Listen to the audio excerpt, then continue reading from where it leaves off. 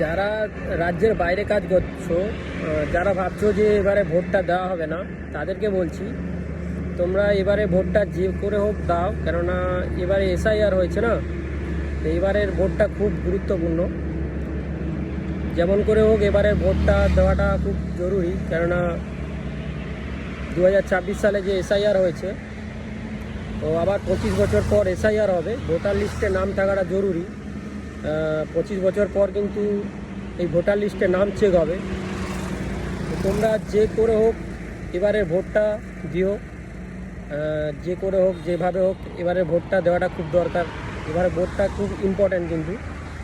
তো যেভাবে এবছর এসআইআর হয়েছে, তো সেই কারণে এসআইআরের কারণেই এবারে ভোটটা দেওয়াটা খুব গুরুত্বপূর্ণ।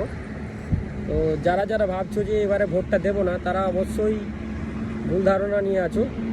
তারা অবশ্যই ভোটটা দাও, নাহলে 25 সাল পর বা 26 সাল পরে এসআইআরের সময় সমস্যা পড়তে হতে পারে।